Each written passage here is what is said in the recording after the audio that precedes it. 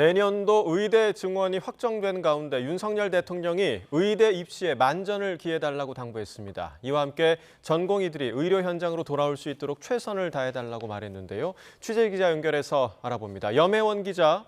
네, 염혜원입니다. 네, 윤석열 대통령이 27년 만에 의대 증원에 따른 후속 조치를 지시했군요. 네, 그렇습니다. 윤석열 대통령은 교육부와 복지부 등 관련 부처에 후속 조치를 주문했습니다. 윤 대통령은 교육부에 내년도 의대 증원이 이루어진 대학과 적극 협력해 대입 시행 준비에 만전을 기하라고 말했습니다.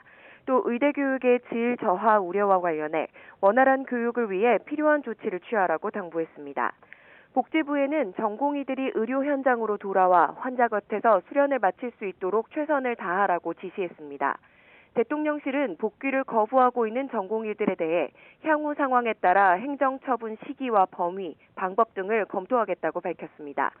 지난 21일 기준 근무 중인 전공의는 658명, 전체의 6.6%에 불과합니다.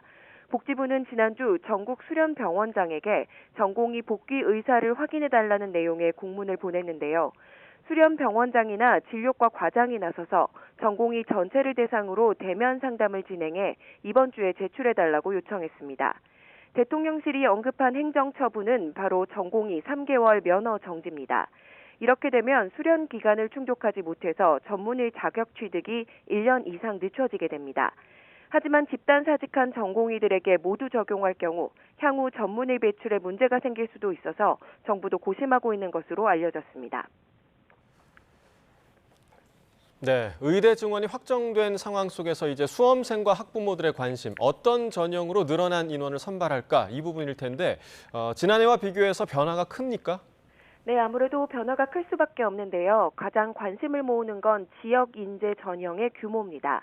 해당 지역에서 고등학교를 나온 학생만 그 지역 의대에 지원할 수 있도록 한 전형입니다. 시행령에 따라 현재 의과대학의 경우 강원, 제주권은 최소 20%, 나머지 비수도권은 40% 이상을 지역 인재 전형으로 선발하도록 되어 있습니다. 정부는 비수도권 의대의 경우 정원의 60% 이상을 지역 인재로 선발하라고 권고했는데요. 이럴 경우에 올해 1,071명이던 지역 인재 전형 선발 규모가 내년에는 1,900여 명까지 2배 가까이 늘어날 걸로 보입니다. 실제 입시학원에는 충청권과 강원권으로의 전학을 상담하는 문의가 늘었다고 하는데요. 자세한 전형 발표는 이번 주에 나옵니다. 교육부는 지역 인재 전형을 비롯한 수시와 정시 비율 등 세부적인 2025학년도 입시 계획을 오는 30일 발표합니다. 지금까지 사회부에서 YTN 염혜원입니다.